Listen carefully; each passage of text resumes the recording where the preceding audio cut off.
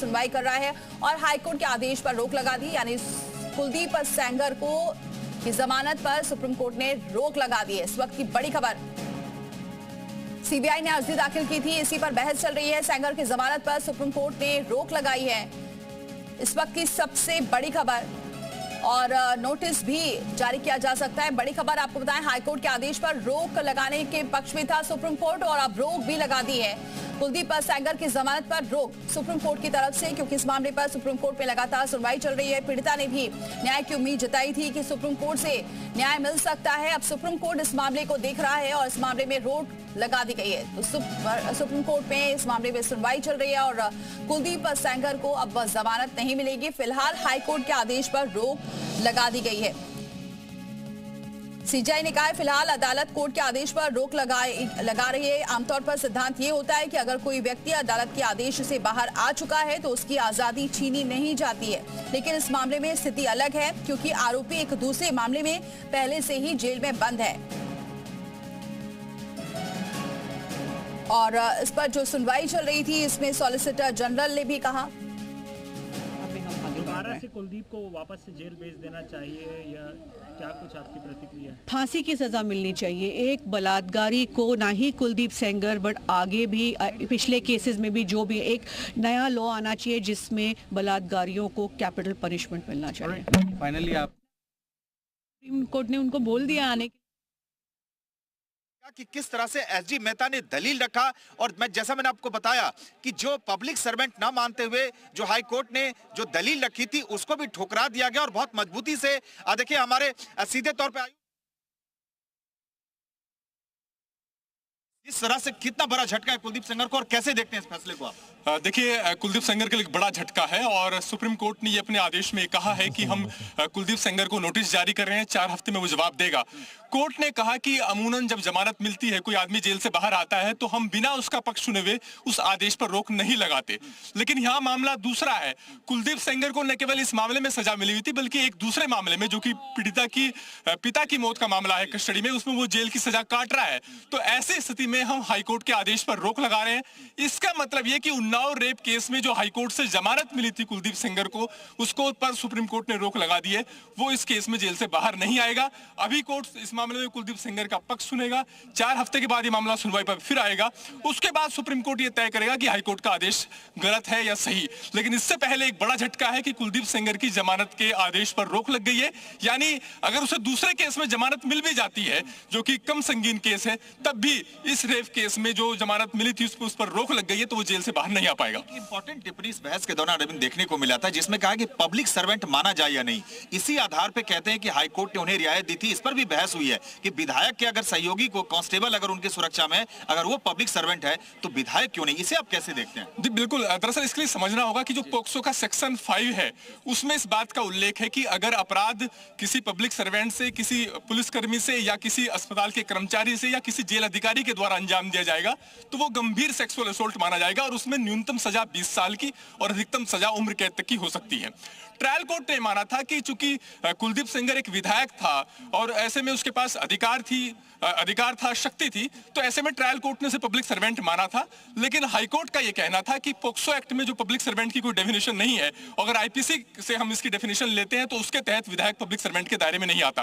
लेकिन यहाँ पर बड़ी बात यह कि सुप्रीम कोर्ट ने कहा कि अगर पोक्सो एक्ट को छोड़ भी दिया जाए तब भी इस कुलदीप सेंगर को आईपीसी के सेक्शन 376(2)(i) के तहत भी दोषी ठहराया गया है। और ऐसे में हाईकोर्ट ने ये तो कहा कि पोक्सो के सेक्शन 5 के तहत ये पब्लिक सर्वेंट की कैटेगरी में नहीं आता, लेकिन हाईकोर्ट ने इस तथ्य को नजरअंदाज कर दिया कि आईपीसी का जो 376(2)(i) है उसके तहत भी कुलदीप सेंगर दोषी है और उसमें भी उम्र कैद तक की सजा हो सकती है। अरविंद, बहस के दौरान ये भी कहा कि ऐसे फैसले अगर दिए जाएं, जैसे एसजी मेहता ने मजबूती से दलील रखा, ऐसे फैसले आगे चल के नजीर बन सकते हैं जो अच्छे नहीं है समाज के लिए। हाँ, ये तो सीबीआई का जो याचिका है उसमें भी ये कहा गया था कि हाईकोर्ट ने कई तथ्यों को नजरअंदाज किया। हाईकोर्ट ने ये नहीं देखा कि इस मामले में जो कुलदीप सेंगर है उसका आपराधिक इतिहास है, उसके पास बाहुबल है, अगर वो बाहर आता है तो ऐसी सूरत में पीड़िता के घर वालों को की सुरक्षा को लेकर खतरा पैदा हो सकता है। सीबीआई का ये भी कहना था कि हाईकोर्ट ने इस तथ्य को नजरअंदाज किया कि अगर पोक्सो का सेक्शन 5 के तहत ना भी माना जाए कि कुलदीप सेंगर दोषी नहीं है, बाकी जो पोक्सो के सेक्शन है जिनके तहत उसका दोष बनता है या आईपीसी 376(2)(i) के तहत जो दोष बनता है उसमें भी उम्र कैद तक की सजा हो सकती है। और सुप्रीम कोर्ट के पुराने फैसले हैं कि ऐसे मामले जिसमें उम्र कैद की सजा मिली हो हो, वहां पर हाईकोर्ट तभी सजा पर रोक लगा सकता है जब हाईकोर्ट इस बात से कन्विंस हो जाए कि आरोपी का दोष बनता ही नहीं है। अरविंद, अगर आसान शब्दों में दर्शकों को आप समझा सके, चूंकि ये एक ऐसा मामला था जिस मामले पे पूरे देश की निगाहें टिकी थी, पीड़िता जगह जगह प्रोटेस्ट कर रही थी, न्याय की गुहार लगा रही थी, तो अब आप कैसे देखते इस मामले में? अब आप ये जो सुप्रीम कोर्ट का फैसला है, अगर आसान शब्दों में समझा सके, कुलदीप सेंगर को कितना बड़ा झटका लगा इस फैसले से? देखिए, बहुत आसान और सरल शब्दों में ये कि कुलदीप सेंगर को जो जमानत मिली थी, जो उसकी सजा पर रोक लगी थी, हाईकोर्ट के उस आदेश के अमल पर रोक लग गई है। इसका मतलब ये कि उन्नाव रेप केस में कुलदीप सेंगर को जमानत नहीं मिलेगी, वो जमानत पर बाहर नहीं आ पाएगा।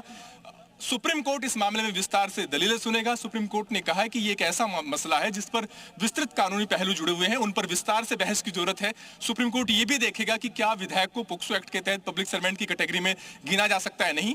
कुलदीप सेंगर को 4 हफ्ते में जवाब देना होगा। अभी इस मामले में लंबी जीरें होगी, लंबा वक्त लगेगा कोर्ट में, और तब तक उन्नाव रेप केस में सेंगर को मिली जमानत नहीं लागू होगी। इसका मतलब यह कि वो जमानत पर बाहर नहीं आ पाएगा। जो दूसरा मामला है, जिस मामले में उसको दोषी ठहराया गया है, उस मामले में भी अगर जमानत मिल जाती है, तब भी चूंकि उन्नाव रेप केस में जमानत का मामला सुप्रीम कोर्ट में है और सुप्रीम कोर्ट ने रोक लगा दी है, तो उसका जेल से बाहर आना फिलहाल संभव नजर नहीं आता। और यही सुप्रीम कोर्ट का कहना था कि अगर कोई शख्स जमानत पर बाहर आ जाता है तो हम बिना उसका पक्ष सुने हुए अमूमन जमानत रद्द नहीं करते या जमानत पर रोक नहीं लगाते। यहां पर गौर करने वाली बात यह है सुमंत, कि कुलदीप सेंगर का पक्ष नहीं सुना। इसके पीछे सुप्रीम कोर्ट ने यह कहा कि यहां पर स्थिति इसलिए अलग है क्योंकि सेंगर के खिलाफ एक और मामला है, पीड़िता की पिता की मौत के मामले में वो जेल की सजा काट रहा है। लिहाजा इस तथ्य को देखते हुए हम जमानत पर रोक लगा रहे हैं। तो ये माना जाए कि अब जिस तरह से पीड़िता जो कह रही थी हाईकोर्ट के फैसले के बाद कि अब हमें सुप्रीम कोर्ट पे भरोसा है और यहीं से न्याय मिलेगी, तो भले जैसा आपने बताया कि अभी बहस और सुप्रीम कोर्ट सख्त आवाज में ये मतलब आदेश दे दिया है निचली कोर्टों में कि अभी किसी भी मामले में उस अपराधी को जेल से बाहर नहीं निकाला जाएगा। और जो ये ऑर्डर है उस पर स्टे है।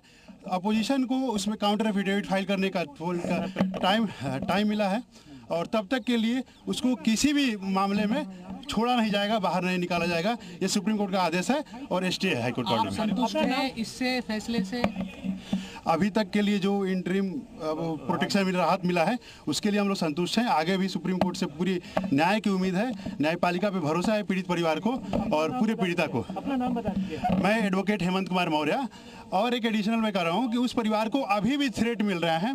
उसके जो चाचा हैं 9 साल से जेल से बाहर नहीं निकल पाए हैं, फर्जी केसेज में उनको फंसा के रखा गया है, उसके प्रॉपर्टी को हड़पने की कोशिश की जा रही है। दूसरी बात, आज सुबह में मेरी फ़ोन आई उसके रिलेटिव का, जिसका मैं नाम डिस्क्लोज नहीं करना चाहूँगा। उसका माइनर बच्चा है, उसके स्कूल का जो एडमिशन है उसमें जो 9th क्लास जो बोर्ड में रजिस्ट्रेशन होता है वहाँ पर उन्होंने स्कूल वाले रजिस्ट्रेशन नहीं करने दे रहे हैं। अलग अलग उनके जो अपराधी है उसके एसोसिएट्स द्वारा इस परिवार को अलग अलग एंगल से परेशान करने की अभी भी कोशिश की जा रही है और बाहर निकलना खतरा। कौन कह रहा है? ये अपराधी के एसोसिएट्स हैं, जिनका नाम मतलब तो नहीं, लेकिन वो अलग अलग तरीके से। नहीं, सुप्रीम कोर्ट में लिस्टिंग हुई थी, सीबीआई ने फाइल किया था, उसके जो हाईकोर्ट में रिलीफ लेता है। बिल्कुल बिल्कुल, ये चीज़ तो मेंशन नहीं कि ये सेपरेट चीज़ है। उसके लिए हम जो लीगल प्रोसीजर है वो हम आगे देखेंगे। ठीक है thank you sir. Single ID कर लेते हैं। अब जैसे जमानत रद्द हो गई तो उनका जो आजीवन कारावास की जो सजा थी फिलहाल वो बरकरार है। देखिए, जमानत जो रोक लगी है, लेकिन यहाँ गौर करने वाली बात यह, और ये दर्शकों को पता होना चाहिए कि इस मामले में ट्रायल कोर्ट का जो फैसला है, जिसमें कोर्ट ने दोषी माना था और उम्र कैद की सजा दी थी, उसके खिलाफ अपील हाई कोर्ट में पेंडिंग है।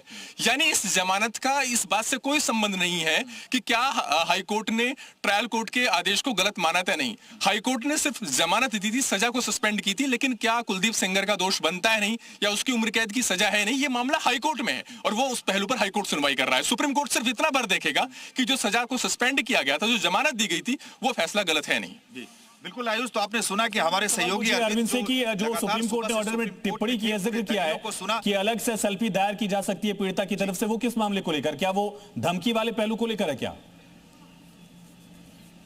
ये स्टूडियो से सवाल है आयुष का। वो कह रहे हैं कि कोर्ट ने ये भी कहा है कि जो धमकी दी जा रही है पीड़िता की तरफ से, जो बार बार कहा जा रहा है, क्या अलग से एसएलपी किस मामले को लेकर दायर करने का जिक्र किया गया? जी नहीं, ये सीबीआई का ये आर्गुमेंट था। सीबीआई की तरफ से जो याचिका, आयुष एक बार अपना सवाल दोहराएं।